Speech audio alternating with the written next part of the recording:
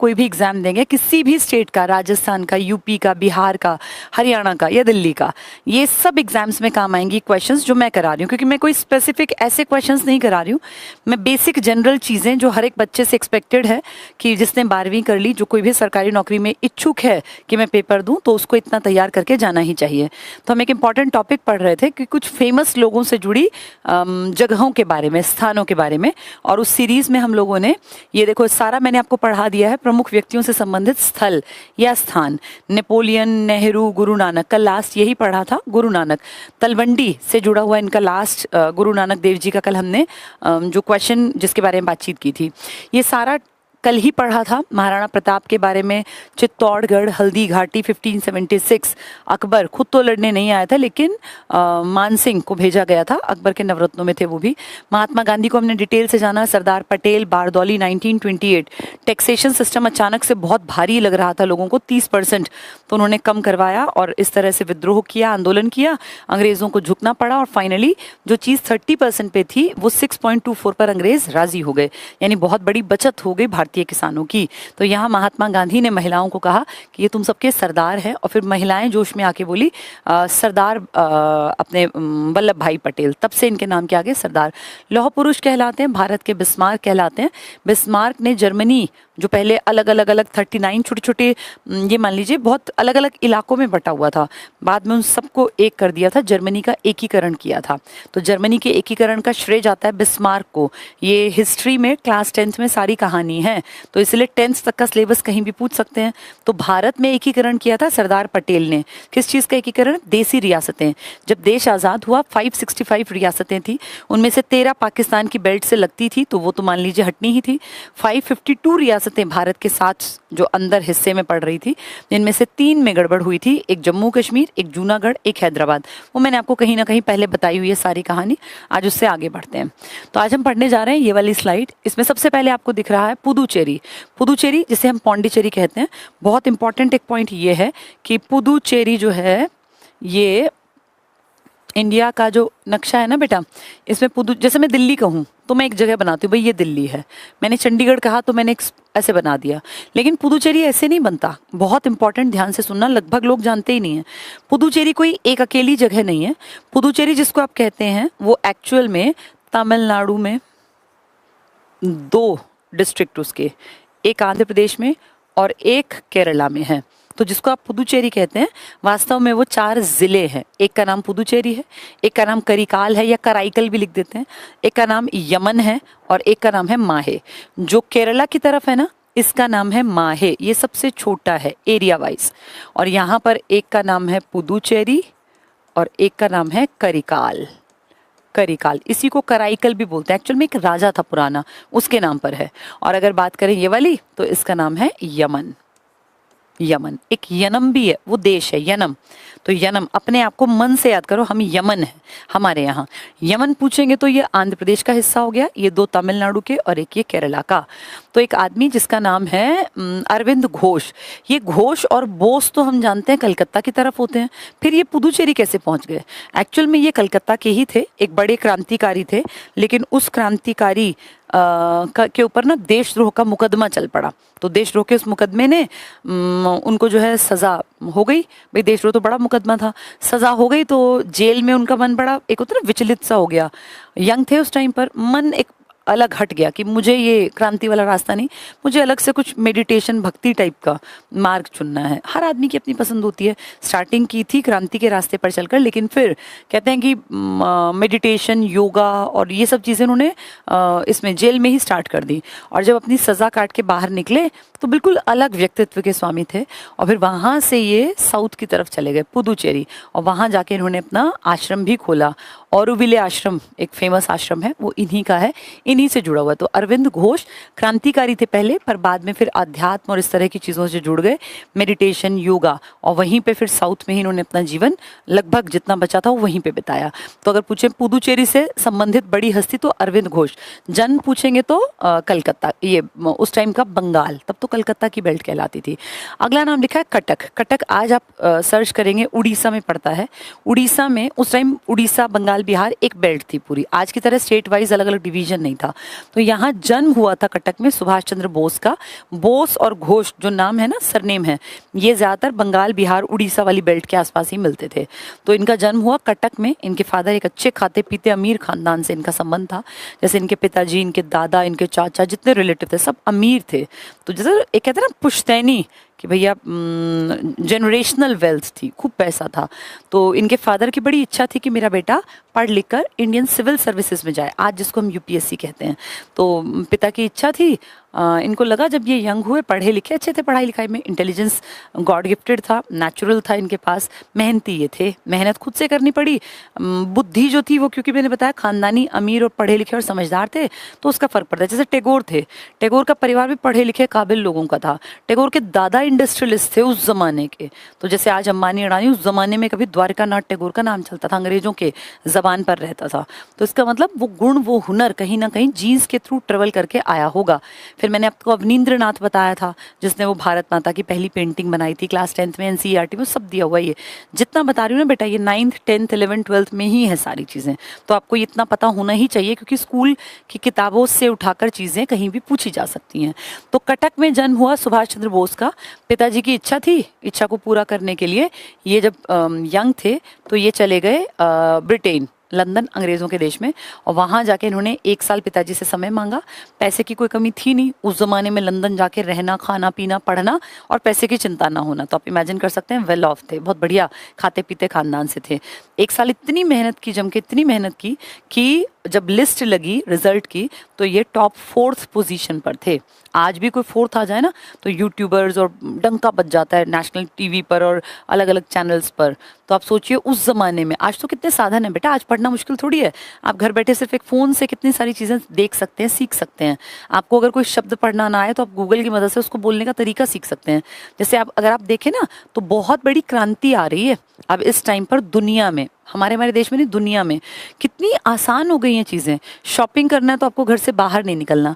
एक ज़माना था जब किसी के घर में अगर प्याज खत्म हो गई, आलू खत्म हो गए, तो घर से आधा घंटा दूर या तो पैदल या साइकिल पर जाना पड़ता था, या फिर 4-5 दिन के लिए उस चीज़ को टालना पड़ता था कि बिना उसके ही काम चला लो।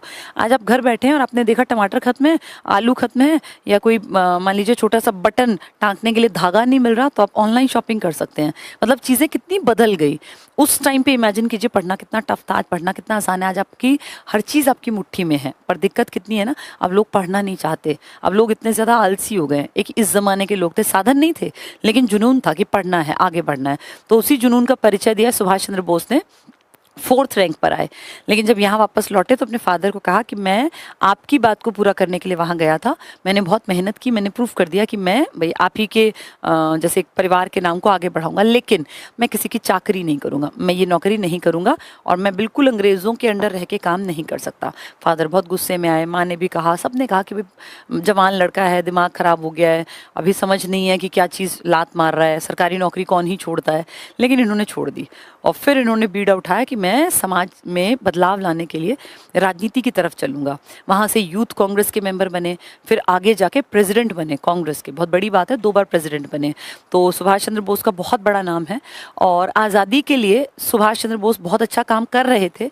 पर फिर गांधी जी का और इनका कहीं ना कहीं एक मतभेद था विचारों को लेकर, आज़ादी के रास्ते को लेकर, और वो मतभेद सामने आया जब इन्होंने जीती हुई प्रेसिडेंट की कुर्सी और मेडल वापस कर दिया और कहा मैं कांग्रेस का त्याग करता हूँ। किसने? इन्होंने, सुभाष चंद्र बोस ने। गांधी जी ने त्याग नहीं किया था, जबकि गांधी जी के कैंडिडेट की हार हुई थी, पट्टाभी सितार मैया, और वहाँ के बाद फिर इन्होंने पीछे मुड़ के कभी नहीं देखा। पहले फॉरवर्ड ब्लॉक की स्थापना की, फिर बस देश निकाला, देश छोड़ गए, फिर कभी कहीं जाके बाहर विदेशों में रशिया घूमे, जापान गए, और तो और दुनिया के उस जमाने के सबसे ताकतवर लीडर्स में काउंटिंग होती थी हिटलर की, क्योंकि जर्मनी तो लगातार ग्रोथ के रास्ते पे था और उस टाइम पे 2nd वर्ल्ड वॉर का मेन सीजन चल रहा था। उस टाइम पे हिटलर इनसे मिला। आप सोचो, हिटलर क्या जाने किसी को और क्या ही माने, वो तो तगड़े देशों को भी अपना टारगेट बनाता था, और वो अगर हमारे सुभाष चंद्र बोस से मिला तो इसका मतलब कुछ काबिलियत रही होगी बोस में, बात करने का हुनर रहा होगा, तभी इतनी बड़ी हस्ती जिसका कि दुनिया में उस टाइम पे डंका बजता था। आज आप मरने के बाद किसी को कुछ भी कह ले, लेकिन हिटलर का उस टाइम पे सिक्का चला था। 21 साल तक ना हिटलर का दबदबा रहा था, और अमेरिका, ब्रिटेन, रशिया जैसे देशों में भी कहीं ना कहीं एक डर व्याप्त था कि हिटलर पता नहीं किसका कितना क्या कुछ बिगाड़ सकता है। उस टाइम पे इतने ताकतवर फॉर लीडर का हमारे देश के एक लीडर से मिलना, जैसे उसकी पोजीशन, भाई इंसान कैसा था मैं ये बात नहीं कर रही, लेकिन पोजीशन बहुत स्ट्रांग थी, तो इसका मतलब सुभाष में दम था, सुभाष में कुछ इस तरह का हुनर था कि सामने वाला उनकी बातों से इंप्रेस होता था और यहाँ से सोच के काम करते थे। बुद्धिहीन आदमी एक बार दो बार तो छा सकता है, लेकिन बुद्धिहीन का कुछ दिनों में ही होता ना पर्दाफाश हो जाएगा। समझदार आदमी जहाँ जाएगा उसके बारे में लोग पॉजिटिव बातें करेंगे। तो सुभाष चंद्र बोस में कुछ तो बात थी जो जापान में, रशिया में, जहाँ जहाँ गए वहाँ वहाँ इनकी फैन फॉलोइंग हो गई थी, इतने काबिल आदमी थे। ठीक है, तो इनका जन्म कहाँ हुआ था? कटक। बाद में इन्होंने कैप्टन मोहन सिंह की बनाई हुई आज़ाद हिंद फौज को दोबारा से एक होता है ना जवान बना दिया था। कैप्टन मोहन सिंह, सरदार कैप्टन मोहन सिंह एक हमारी इंडिया के थे, विदेश में सेना में, विदेशी टाइम पर जब हमारे यहाँ राज था अंग्रेजों का, उस टाइम सेना में थे। उन्होंने कैप्टन मोहन सिंह ने बनाई थी आज़ाद हिंद फौज, लेकिन वो बहुत अच्छी नहीं चल पाई थी। उसका बीड़ा फिर आगे जाके सुभाष चंद्र बोस ने उठाया और फिर उसको एकदम से आसमान की ऊंचाइयों पर ले गए। यंग क्राउड उसमें इतना ज़्यादा इकट्ठा हो गया और सबके अंदर जोश भर दिया। आप सबको पता होगा हमारे फौजी जब किसी से मिलते हैं तो उनका पहला नारा होता है जय हिंद। वो अपने सर को भी जय हिंद सर बोलते हैं। ये जय हिंद कहाँ से आया? जय हिंद इन्हीं का दिया हुआ नारा है। इन्होंने एक नारा दिया था दिल्ली चलो, क्योंकि दिल्ली अंग्रेजों की राजधानी थी ना, तो एक तरह से इन्होंने कहा था कि चलो दिल्ली, भाई दिल्ली जाके और अंग्रेजों को हटाओ वहाँ से, अपना राज हम करेंगे। एक बहुत इंपॉर्टेंट नारा इनका आता है तुम मुझे खून दो मैं तुम्हें आज़ादी दूंगा। और इसके साथ लिखते हैं आजानू बाहू ऊंची करके वे बोले। आजानू बाहू जानते हो? जिसकी बाहें घुटनों तक लंबी हों, तो इनकी बाहें बहुत लंबी थी ऐसा कहते हैं। तो आजानू बाहू जिसकी भुजाएं, जिसकी बाहें घुटनों तक पहुंचती हैं। अगर आप खड़े होकर देखेंगे ना तो आपकी बाजुएं घुटनों से बहुत ऊपर हैं, कम से कम आपकी बाजुएं एक पूरा ये ऊपर मिलेंगी। इनकी बाजुएं घुटनों तक थी, तो ये फेमस है कि आजानू बाहू हैं ये, यानी जिनकी बाहें घुटनों तक फैली हुई हैं। तो 3 नारे मैंने आपको बता दिए। दिल्ली चलो का नारा इन्होंने दिया, और तुम मुझे खून दो मैं तुम्हें आज़ादी दूंगा इन्होंने कहा, और वंदे मातरम। आज भी सेना में वंदे मातरम वही जोश के साथ, जिस जोश में ये बोला करते थे वही चल रहा है। तो 3 फेमस चीज़ें मैंने आपको बता दी। जन्म इनका कटक, और कैप्टन मोहन सिंह की आज़ाद हिंद फौज को दोबारा से जिंदा किया इन्होंने। ठीक है, इसके बाद थर्ड,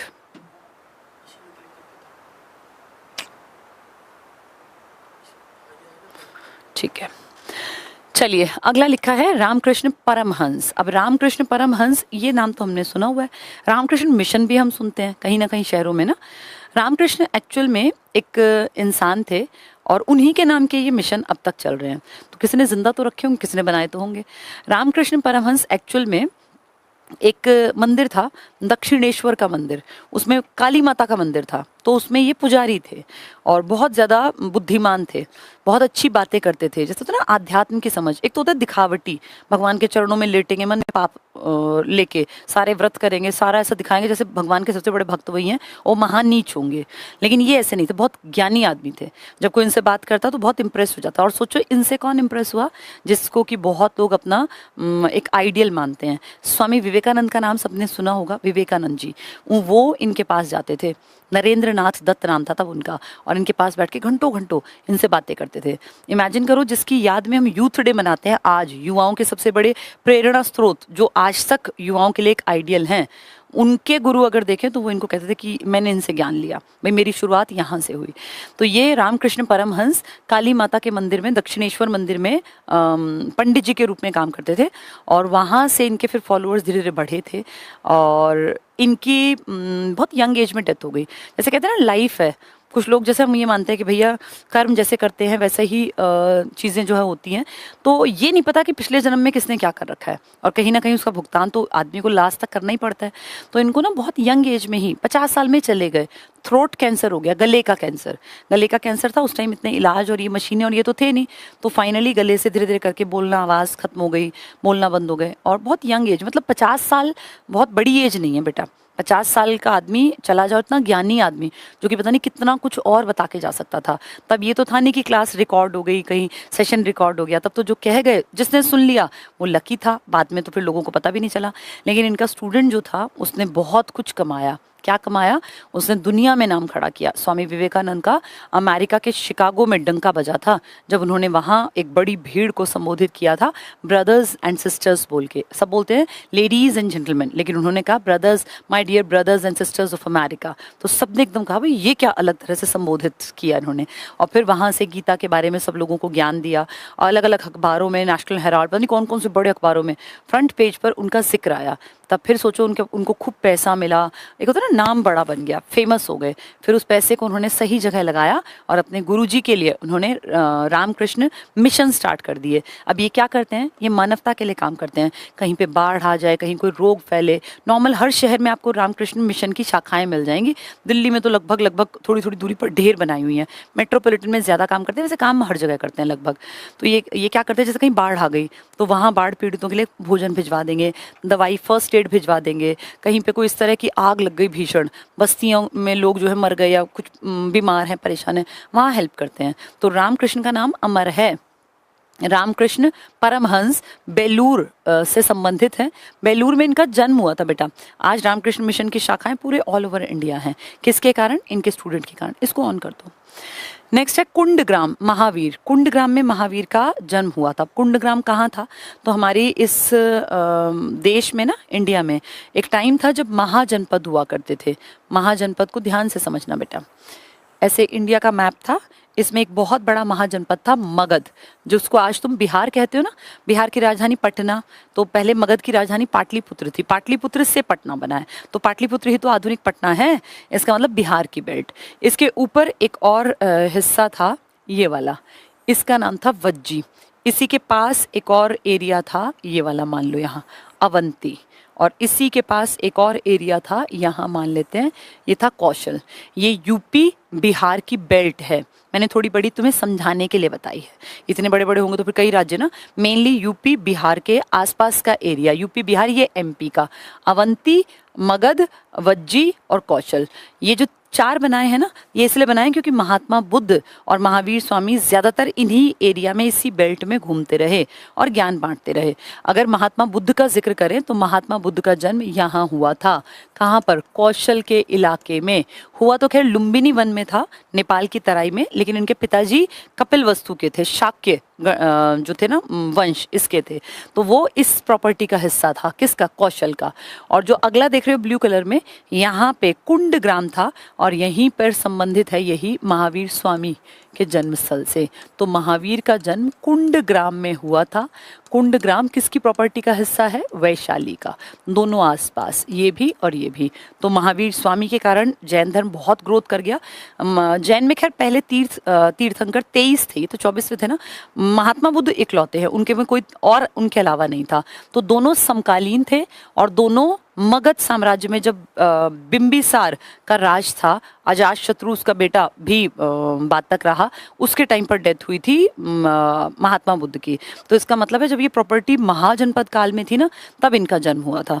तो अगर पूछे महात्मा बुद्ध का संबंध तो कपिलवस्तु से, और इनका संबंध तो वैशाली में, वज्जी वैशाली में महावीर का संबंध था कुंडग्राम से। वही अभी लिखा हुआ है, ये देखो। अब कुंडग्राम का जहाँ लिखा है ना नाम, तो उसमें महावीर स्वामी टिक कर देंगे। ये रहा महावीर स्वामी कुंडग्राम। अगला लिखा है विनोबा भावे। विनोबा भावे एक बहुत बड़े संत टाइप आदमी थे और बहुत काम किया जनता के लिए। महात्मा गांधी के साथ स्टार्टिंग से जुड़े हुए थे। 1940 में, 1940 में जब सेकेंड वर्ल्ड वॉर चल पड़ा था, महात्मा गांधी ने इंडिया में एक व्यक्तिगत सत्याग्रह आंदोलन शुरू किया, जिसके पहले सत्याग्रही विनोबा भावे जी बनाए। 1940 के बाद विनोबा भावे लगातार एक्टिविटीज में इन्वॉल्व रहे और आज़ादी के बाद महात्मा गांधी तो चले गए 1948 की जनवरी में, लेकिन विनोबा भावे काम करते रहे। नेहरू भी काम करते रहे, पटेल भी काम करते रहे। पटेल 1950 में चले गए दिसंबर में, 15 दिसंबर में, लेकिन नेहरू और विनोबा भावे लास्ट तक चलते रहे। विनोबा भावे ने साउथ इंडिया में जाके एक आंदोलन छेड़ा था और उस आंदोलन में इन्होंने कहा था कि सरकार जो नीतियां बनाएगी भूमि सुधार के लिए वो तो बनाएगी, लेकिन हम लोकल लेवल पे जनता भी इकट्ठी होकर भूमि सुधार के लिए काम करें। तो पूछा कैसे सुधारें जी? बोले जिस जिसके पास फालतू भूमि है वो अपनी भूमि का दान दे दो, अपने आप गरीबों में बांट दो। अगर ऐसा करोगे तो भूमि सुधर जाएगी। एक्चुअली में उस टाइम पे क्या था, कुछ लोग तो थे बिल्कुल गरीब, कुछ नहीं था, कुछ लोग थे ठीक ठीक, कुछ थोड़े ठीक, कुछ थोड़े, कुछ बहुत अमीर, जिनके पास हजार हजार एकड़ जमीन थी, 2-2 हजार एकड़। अब इन्होंने कहा कि भाई जितनी जरूरत है उतनी रख लो, बाकी का दान कर दो। तो सबसे पहले एक जगह तेलंगाना में आज पड़ती है पोचमपल्ली, ये एग्जाम में आ जाता है, पोचमपल्ली। रामकृष्ण परमहंस की बात कर रहे हैं हम, तो एक नहीं, इसकी विनोबा भावे की जगह का नाम है पोचमपल्ली, ये गांव है। ये पड़ेगा आपके आज की डेट में तेलंगाना, तब आंध्र प्रदेश में था। आंध्र प्रदेश पेपर में मिले, अगर तेलंगाना ना मिले तो वो टिक कर देना। पोचमपल्ली गांव में ये एक ये जनसभा बैठी हुई थी, उसमें एक पेड़ के नीचे बैठे हुए थे बहुत सारे लोग, बड़े बुजुर्ग, और सामने नॉर्मल किसान वगैरह, कुछ अमीर कुछ गरीब। तो वहाँ इन्होंने जैसे भाषण देना शुरू किया कि भाई सरकार की नीतियों के भरोसे ना रहें, अब देश आज़ाद हो गया, जितना ये सरकार का देश है उतना आपका हमारा भी है, तो इसके लिए भूमि दान करनी चाहिए, ताकि वो लोग इक्वली, जो भूखा मर रहा है उसको उतनी ज़मीन मिल जाए कि उसका पेट भर जाए, पेट पाल ले। इस टाइम बेटा जॉब सर्विसेज तो थी नहीं जिसकी तैयारी तुम अब कर रहे हो, तो इस टाइम तो सब कुछ मिट्टी में से ही निकालना था। अंग्रेज गए थे, देश बहुत पिछड़ी अवस्था में था, अकाल पड़ा था, बुरा सा हाल था, तब इन्होंने फिर चलाया था भूदान आंदोलन। और यहीं तेलंगाना में पोचमपल्ली में गांव में एक अमीर किसान ने उठ के कहा था कि मेरे पास इतनी इतनी जमीन है, मैं और मेरा परिवार इतनी में पेट भर सकता है, बढ़िया, बाकी मैं दान करता हूँ। तो सबसे पहले भूदान आंदोलन आंध्र प्रदेश, उस जमाने का आज का तेलंगाना के पोचमपल्ली गांव से शुरू हुआ 1951, यानी आज़ादी के बाद की घटना है। ये विनोबा भावे से जुड़ी, और विनोबा भावे 1940 में पहले सत्याग्रही थे। जो आंदोलन गांधी जी ने व्यक्तिगत सत्याग्रह के नाम से 1940 में चलाया। दूसरे सत्याग्रही उसमें थे पंडित जवाहरलाल नेहरू, कई बार पूछते हैं, और तीसरे का नाम था ब्रह्मपाल। ठीक है, नेक्स्ट देखो, जवाहरलाल नेहरू नेक्स्ट नाम। त्रिमूर्ति भवन, ये मैंने आपको बताया था, त्रिमूर्ति भवन 3 मूर्ति भवन है दिल्ली में, पहले पीएम का आवास स्थान। आज जो पहला पीएम था और जो आज रहते हैं अलग अलग है। अब 7 रेस कोर्स, तो मोदी जी ने कहा भाई ये नाम अंग्रेजों की याद दिलाता है, इसका नाम बदल दो, तो उसका नाम बदल दिया, पहले 7 रेस कोर्स था उसका नाम, जगह वही है। तो जो पहला पीएम था वो रहते थे त्रिमूर्ति भवन में, आज इसको संग्रहालय बना दिया, प्रधानमंत्री संग्रहालय। और जितने आज तक के हमारे पीएम हुए हैं उन सब की लाइफ की 5 सालों में जो जो बड़ी घटनाएं थी वो बहुत अच्छे तरीके से ऐसे गैलरी टाइप डेवलप कर दिया। और अगर आप वहाँ जाएंगे ना, तो जैसे 2-3 तलों में है, बहुत सुंदर है, देखने लायक है, और एक अंडरस्टैंडिंग बनती है कि किसके टाइम पे क्या चीज़ प्रोमिनेंट फीचर था।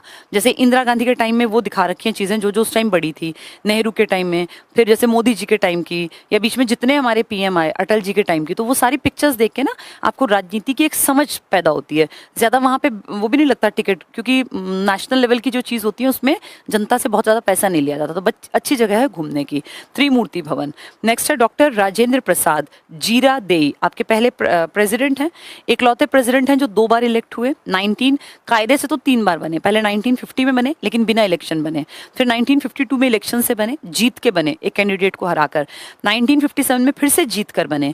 तो ये 12 साल तक प्रेसिडेंट की कुर्सी पर रह गए, 2 साल बिना इलेक्शन के, 50 से 52, फिर 52 में 5 साल के लिए 57, फिर 5 साल के लिए 62, यानी 12 साल तक राष्ट्रपति की कुर्सी संभालने वाला भारत का इकलौता राष्ट्रपति डॉक्टर राजेंद्र प्रसाद। इनका संबंध बिहार के चंपारण से भी है, क्योंकि गांधी जी ने जब देश की राजनीति में पहला कदम रखा था, चंपारण नील की खेती करने वाले किसान, तो उन्होंने 4 वकीलों की डिमांड की थी, उनमें से एक वकील डॉक्टर राजेंद्र प्रसाद थे। इससे क्या पता चला, हमारे पहले प्रेसिडेंट का पेशा वकालत थी। ठीक है, चंपारण में ये गांधी के साथी थे। इनका जन्म हुआ था जीरादेई में। कहाँ पर? जीरादेई में।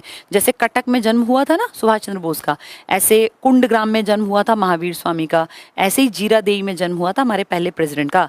अभी जो प्रेसिडेंट है हमारी मैडम द्रौपदी मुर्मू, महामहिम राष्ट्रपति, ये कौन से नंबर की हैं? 15वीं। इलेक्शन हो चुके हैं अब तक 16 बार, और टोटल लोग बने हैं 15, जिनमें से 2 औरतें हैं। पहली लेडी का नाम आप जानते हैं, प्रतिभा देवी सिंह पाटिल, देवी सिंह उनके हस्बैंड का नाम, और दूसरी महामहिम राष्ट्रपति द्रौपदी मुर्मू। पहली बार एक शेड्यूल्ड ट्राइब महिला, शेड्यूल्ड ट्राइब कभी आदमी भी नहीं बना बेटा, शेड्यूल्ड कास्ट बने इस देश में 2 प्रेसिडेंट हमारे, और शेड्यूल्ड कास्ट के अलावा सिख प्रेसिडेंट भी बने हैं हमारे। और आपके जैसे मुस्लिम प्रेसिडेंट भी बने हैं, हिंदू तो मेजोरिटी बने ही हैं, लेकिन पहली बार ट्राइबल एरिया को बिलोंग करने वाली, वो भी महिला। तो 2 रिकॉर्ड हो गए, महिला और ट्राइबल। महिला तो एक पहले भी थी, ये दूसरी हैं, लेकिन ट्राइबल बनने वाली ये पहली हैं जो अभी बैठी हैं। और हमारे सभी प्रेसिडेंट्स एक ही दिन शपथ ले रहे हैं बहुत सालों से, 1977 से, यानी कितने साल हो गए, 48 साल से हमारे सारे प्रेसिडेंट एक ही दिन शपथ ले रहे हैं। वो स्पेशल डेट है 25 जुलाई। वो 25 जुलाई को कोई नहीं छोड़ता, जितने प्रेसिडेंट बनते हैं सब 25 जुलाई को ही शपथ लेते हैं। तो मैडम मुर्मू ने भी शपथ ली थी 25 जुलाई 2022 को। अब वो हटेंगी 2027 में। ठीक है, तो डॉक्टर राजेंद्र प्रसाद। अगला है फतेहपुर सीकरी अकबर महान। ये इसके बाद बेटा टॉपिक खत्म है हमारा, ये लास्ट स्लाइड है इसकी, इसके बाद ये टॉपिक खत्म हो जाएगा। अकबर फतेहपुर सीकरी, एक्चुअल में क्या था, अकबर ने अपनी प्रॉपर्टी को बहुत बढ़ाया। अकबर के दादा हुआ करते थे बाबर, सिर्फ 4 साल में काफ़ी बड़ी प्रॉपर्टी के मालिक बन गए इंडिया में। कैसे बने? मार काट करके। भाई सीधी बात है, ऐसे अपने आप कमा के तो बन नहीं सकते थे, तो मार काट करके बड़ी प्रॉपर्टी के मालिक बन गए। उनका बेटा हुमायूं था, रहा वो 10 साल राजपाट में, लेकिन हमेशा एक खतरा मंडराता रहा और फाइनली जान बचाने के लिए भागना पड़ा। 15 साल तक वो निर्वासन में रहे, गायब रहे गुप्त रूप से, और उसके बाद वो वापस लौटे थे। वापस लौटने के बाद किस्मत में शायद लिखा ही नहीं था, लौटने के कुछ महीने बाद ही एक लाइब्रेरी थी ऊपर, ऐसी उसकी सीढ़ियाँ ऐसी थी गोलाकार, तो किताब लेके आ रहे थे, पढ़ने के शौकीन थे, 4-5 किताबें एक हाथ में, 4-5 एक हाथ में, और सीढ़ियों से उतर रहे थे। बड़े बड़े उस टाइम पे तुमने देखा है वो मूवीज वगैरह, बड़े बड़े ऊपर कपड़े ओवरकोट टाइप पहनते थे।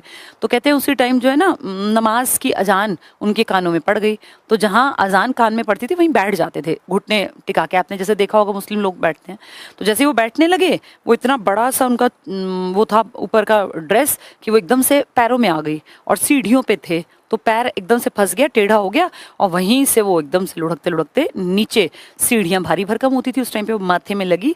कुछ लोग कहते हैं ऑन द स्पॉट मर गए, कुछ कहते हैं कि नहीं 2 दिन तक तड़पते रहे फिर मरे, लेकिन राज नहीं कर पाए। अकबर ने फिर अपने पिता की गद्दी संभाली, राज्याभिषेक किया।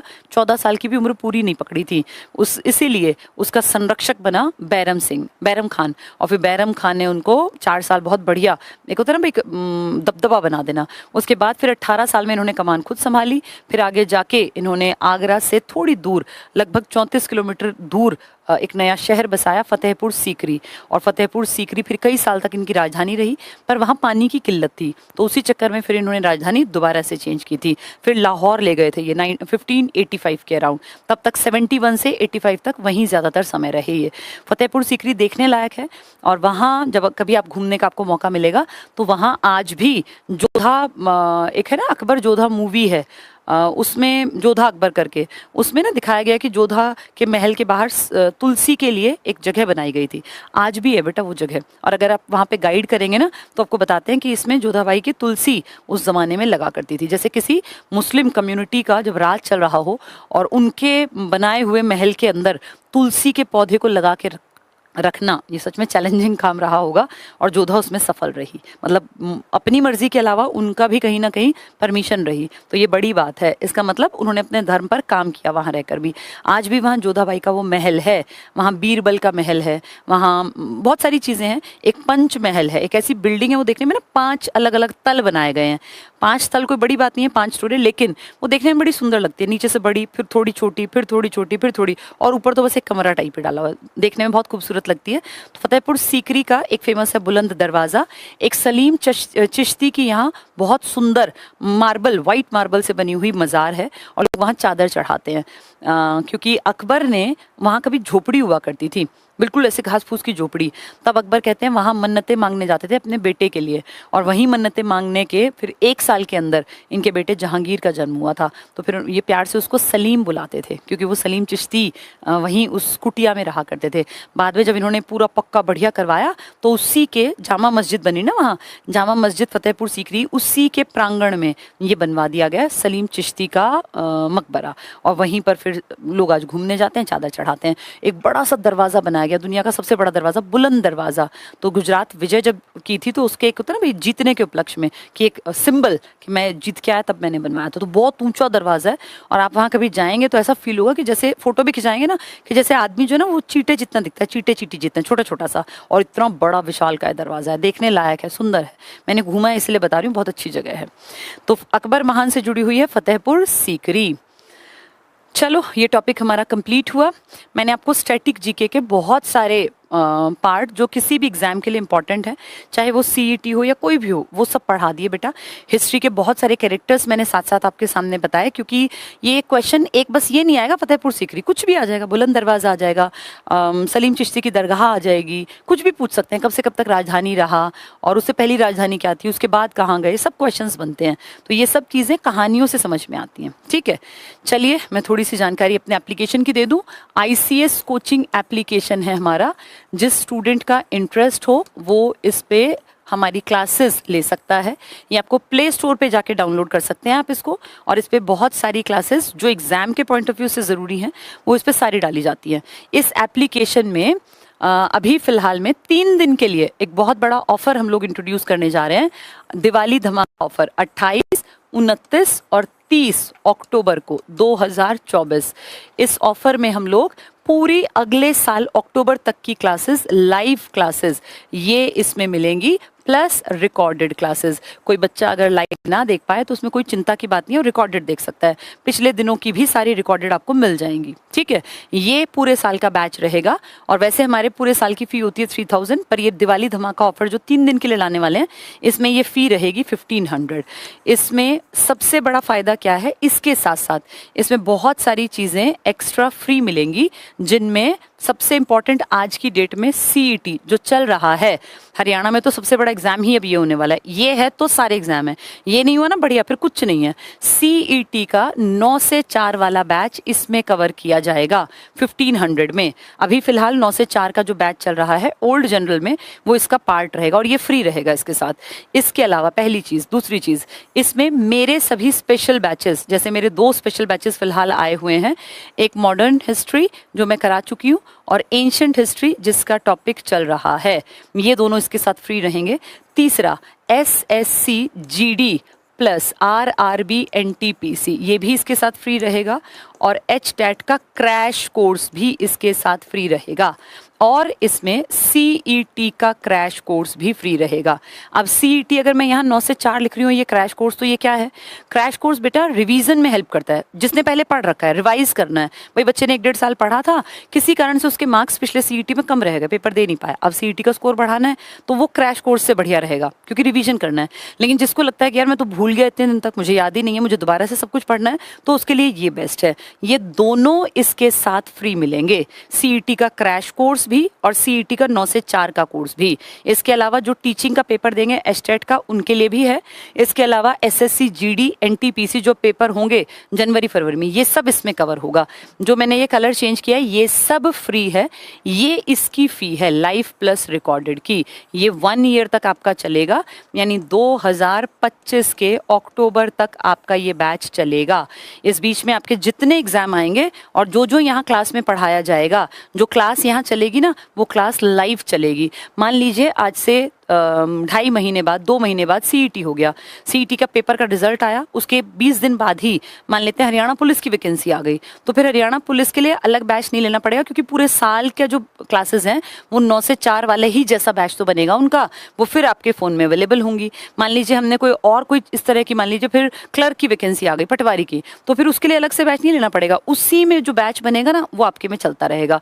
तो ये एक बढ़िया ऑफर है, जिसका इंटरेस्ट हो 2025 तक कि भैया मैं बढ़िया तरीके से नौकरियां आने वाली हैं, मेरा सिलेक्शन हो जाए, तो मुझे जम के पढ़ लेना चाहिए। बेटा बड़ी बात पता है क्या होती है, कि हम पढ़ाई से लगातार जुड़े रहें। जितने लोग लगते हैं ना, उनके जबान पे एक बात होती है, देखो इक्का दुक्का तो तुक्के वाले लगते हैं, लेकिन अब तुक्के वाले लोग खत्म बराबर हो गए, लोग मेहनत ज्यादा करने लग गए, और अब कंपटीशन सच में ज्यादा है। ग्रुप डी तक में कितना तगड़ा कंपटीशन था इस बार हरियाणा में, एचएसएससी में ग्रुप डी का देख लो लिस्ट कहाँ पे थी, ऐसे ही पुलिस में, किसी भी चीज में देख लो, कंपटीशन बढ़ गया क्योंकि सोर्सेज बढ़ गए ना। तुम सबके पास सारी नॉलेज तुम्हारे फोन में है, तुम गूगल से कुछ भी देख सकते हो, तो इसका मतलब पेपर तो टफ बनाना पड़ेगा। अब ये कैसे पूछ लेंगे कि नाइट ब्लाइंडनेस का कारण क्या है, ये पूछेंगे तो सारी दुनिया को आता है, फिर नंबर कैसे आगे पीछे आएंगे? क्वेश्चन टफ देंगे वो, और ठीक भी है। मैं ये नहीं कह रही कि सारा पेपर आसान बनाओ, लेकिन पेपर ऐसा बनना चाहिए कि कुछ चीज़ें सिर्फ पढ़ने वालों को आती हों, कुछ चीज़ें एवरेज बच्चे को आती हों, कुछ चीज़ें बढ़िया मेहनत करने वाले को आती हों, ताकि जब पेपर अटेम्प्ट करें तो उनकी मेहनत के स्तर के अकॉर्डिंग उनके नंबर भी दिखाई दे। वो बढ़िया पेपर होता है। अगर सारा पेपर सबको आएगा तो फिर सिलेक्शन कैसे होगा, फिर तो बड़ी दिक्कत आ जाएगी। ठीक है, तो अब ये आपके पास ऑप्शन है, किसी के मन में कोई भी डाउट हो तो मैं आपको नंबर दे देती हूँ, आप इन नंबर पे कॉल करके जानकारी ले सकते हैं। 705-626-0000। एक नंबर है 90-53-100-6800। एक नंबर है 98-1296-96। पढ़ना जरूर पड़ेगा बेटा, बिना पढ़े कुछ नहीं होना, जो पढ़ेंगे वही आगे बढ़ेंगे। अब जमाना वो बीत गया जिसमें जय श्री राम कह के ए टिक कर दिया तो ए आंसर निकल गया, फिर अगले में जय माता दी कह के डी टिक कर दिया तो डी निकल गया। अब ऐसा ज़माना नहीं है, टाइम बदल गया, कंपटीशन बढ़ गया, और कंपटीशन इसीलिए बढ़ गया क्योंकि सोर्सेज बढ़ गए। तो ठीक है, उस कंपटीशन को एक्सेप्ट करो कि हाँ कंपटीशन ज़्यादा है, मुझे ज़्यादा पढ़ना पड़ेगा। हार्डवर्क का कोई पर्याय नहीं है, मेहनत सिर्फ और सिर्फ उसी को करनी है जिसको नौकरी चाहिए। दूसरा उसके हिस्से की मेहनत ना तो कोई टीचर करेगा, ना ही उसके माँ बाप करेंगे, ना ही कोई रिश्तेदार, ना ही भाई बहन। जिसकी इच्छा है कि मेरी ज़िंदगी सेट हो वो पढ़ ले, और पढ़ना पड़ेगा क्योंकि एवरेज इंसान के पास उतने ज्यादा साधन नहीं होते कि जिंदगी बैठे बैठे कट जाए। और बेटा जब जीवन मिला है ना तो ईश्वर से दुआ करो कि कभी बैठ के ना काटना पड़े। सबसे ज्यादा मेरा ये मानना है अनलकी लोग होते हैं जिनको बैठ के जीवन काटना पड़ता है। बैठ के जीवन कटेगा कैसे? जो बेरोजगार हैं, जिनके पास कोई काम नहीं है, सोचो कितना ज्यादा परेशान है वो। कितने लकी हैं वो लोग जिनको काम मिला है, क्योंकि उनकी जिंदगी कैसे भाग रही होती है उन्हें पता ही नहीं चलता। तो बहुत अच्छी बात है अगर आपको पढ़ने का काम मिला, ये कर्म है आपका, इसको बहुत बढ़िया तरीके से निभाओ, क्योंकि ईश्वर भी खुश हो कि बच्चा कर्म बड़ा अच्छा कर रहा है, फिर इसका फल अपने आप मिलेगा। अब से पहले ये मत सोचो कि मैं इतने घंटे पढ़ रहा हूँ तो ऐसा हो जाना चाहिए। बहुत सारे बच्चे बहुत ज्यादा भी पढ़ रहे हैं और बहुत सारे बच्चे टाइम पास भी कर रहे हैं। हर बच्चा पढ़ नहीं रहा, लेकिन फिर भी कंपटीशन तो है ही, तो मेहनत करो बेटा, ठीक है। चलो, ये मैंने आपको नंबर्स बता दिए, ये मैंने आपको बैच की जानकारी दे दी, ये मैंने डेट्स बता दी। बहुत सारे बच्चे क्या करते हैं, हर बार का काम है, वो डेट जब बीत जाती है ना फिर कहेंगे एक दिन के लिए और बढ़ा दो। बेटा ऐसा पॉसिबल नहीं होता, बहुत सारी चीज़ें इसमें सोचनी पड़ती हैं, क्योंकि हम यहाँ से एप्लीकेशन नहीं चलाते, एप्लीकेशन पे एक और टीम भी काम करती है। तो बहुत सारी चीज़ें ना पहले से डिसाइडेड होती हैं, उसके अकॉर्डिंग ही स्टेप लेना पड़ता है। ये मैंने आपको सारी जानकारी दे दी, ठीक है। चलो बेटा, पढ़ते रहो, खुश रहो और बढ़िया किताबें पढ़ो, बढ़िया किताबें पढ़ो। जितना अच्छे ढंग से टाइम दोगे ना पढ़ाई को, उतना बेहतर होगा और उतना नौकरी के करीब चले जाओगे। पहला जो सबसे पहली प्रायोरिटी रखो ना, वो सीईटी में अच्छे मार्क्स लाना, क्योंकि सरकार अभी फिलहाल में ऐसा कुछ सुनने में नहीं आया कि सबके लिए खुला छोड़ देगी कि भाई जो सब लोगों को एलिजिबल मान लेगी। नहीं, हो सकता है सरकार 4%, 7%, 10%, तुम बस ये कोशिश रखो कि मुझे 10% में, 7% में, 4% में अपना नंबर लाना है। इसका मतलब मुझे बहुत अच्छी तैयारी करनी है। मैं 40, 50, 60, 62, 65 वाला नहीं हूँ, या नहीं हूँ कोई लड़की भी। ये सोचना है कि मुझे इतना पढ़ना है, इस हद तक चीज़ों को, कॉन्सेप्ट को क्लियर करना है कि मेरे 75, 80 के बीच में रहें, ताकि मुझे मौका मिले। कोई भी भर्ती निकले तो मैं इस लायक हूं कि मैं उसके फॉर्म को भर पाऊं, उस पेपर को दे पाऊं, ठीक है। चलो, आज के लिए इतना ही बेटा। हाँ, ये टॉपिक कंप्लीट हो गया। अब बहुत सारे बच्चे लिख रहे थे कि मैम हरियाणा जीके इसके बाद करा देना। अब जैसे स्टैटिक जीके की ना कम से कम मैंने 20-25 क्लासेस ले ली बेटा, टोटल मिला के। CTET जिस पे लिखा है ना CET, ये तो शायद 4-5 ही हैं, लेकिन इससे पहले बहुत दिनों से मैं पढ़ा रही थी। वो सब काम का है, वो सब कहीं भी, जैसे UNO पढ़ाया या EU पढ़ाया, NATO पढ़ाया, आसियान पढ़ाया, जितनी चीज़ें पढ़ाई ये सब कहीं भी आ जाएंगी। तो मैंने एक दिन UNO की एजेंसीज कराई थी, WHO का हेडक्वार्टर, ILO का हेडक्वार्टर, ये सब कहीं भी पूछ सकते हैं। तो मैंने लगभग आज मैं देखूंगी जाके, मेरे जितना मुझे ध्यान लग रहा है 35 से 40 क्लासेस ले ली स्टैटिक जीके की और ये सारे कॉन्सेप्ट की, जिसमें बहुत इंपॉर्टेंट टॉपिक्स कवर करा दिए। तो अब हम कल तो नहीं, मंडे से अपनी हरियाणा के सब्जेक्ट के ऊपर, क्योंकि बहुत सारे बच्चे बिल्कुल नए हैं जिनको कुछ भी नहीं पता, जो इसी साल पास आउट हुए, पिछले साल पास आउट हुए या 2022 में पास आउट थे, वो कुछ नहीं जानते। उनमें से बहुतों ने तो कोचिंग भी नहीं ली, क्योंकि कोई फॉर्म ही नहीं भरा था उन्होंने, वो CET का पेपर ही नहीं दे पाए थे। तो दोबारा से शुरू करते हैं हरियाणा जीके, और बहुत सलीके से पढ़ेंगे। ऐसा नहीं भाग दौड़। जो भाग दौड़ वाले बच्चे हैं ना, उनको तो फिर क्रैश कोर्स लेना चाहिए। उसको पढ़ेंगे सिस्टमैटिक तरीके से, एक अंडरस्टैंडिंग के साथ। तो मंडे से शुरू करेंगे हरियाणा जीके के ऊपर क्लास। ये टॉपिक, ये फाइल मेरी कंप्लीट हो गई, ठीक है। हाँ, कोई भी पढ़ सकता है बेटा, कोई भी, BPSC वाला भी, कोई भी, जिसको अपना बेस स्ट्रॉन्ग करना है ना, उसको बेसिक चीज़ें सीखनी है, उसके लिए ये सब क्लासेस बेस्ट हैं। चलो, थैंक यू बेटा, गुड नाइट।